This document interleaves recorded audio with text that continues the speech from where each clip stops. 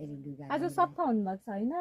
नुहाइधुवाइ गरेर आज सफा गरे सफा गरेर हेल्पोस्ट आउनु भएको नि अनि सफा गरेर हेल्पोस्ट आके कपाल कोर्नु भएछ तेल लगाउनु भएछ तेल लाए के किन आउनु भएको रे यता हेल्पोस्ट यहाँ र त पनि हेर्नु न किराले दाँत खाएर दाँत कहाँ खायो किरा दाँत ब्रस गर्नुपर्छ नि त अब ब्रस गर्दाखेरि के गर्छ हौ बाबा दुखेर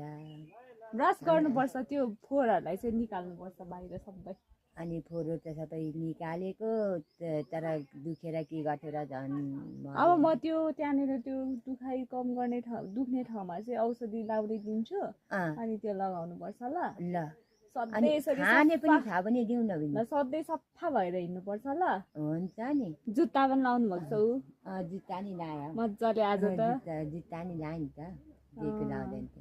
हो नि लायो नि अब लाउनु पर्छ ल अब लाउनु पर्यो भनेको मान्नुपर्छ नि अनि तपाईँ त ज्ञानी हुनुहुन्छ भनेको मान्नुहुन्छ नि के को मान्दैन पनि नमान्दाखेरि त किन भन्छ र त्यसरी त्यहाँ जासुकै चाहिँ थुक्नु हुँदैन त्यहाँ चाहिँ थुक्नु हुँदैन ल त्यहाँ जासुकै चाहिँ नथुक्ने ल हो यसरी सत्याएर जोखिनु पर्छ नि त आउँदाखेरि यो थोरै सोध्ने होइन यहाँ है यस्तै थोरै मात्रै सोध्ने धेरै चाहिँ नसोध्ने फेरि गिजाउती लाग्यो भने चाहिँ नि यस्तै पोल छ आगो त कहाँनिर हो गराइदिन्छु आगर्नु ल यसरी टोक्नु अब ल अनि त्यो आगो थुकहरू चाहिँ थुक्नु ल बाहिर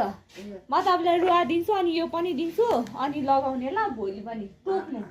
मजाले टोक्ने ल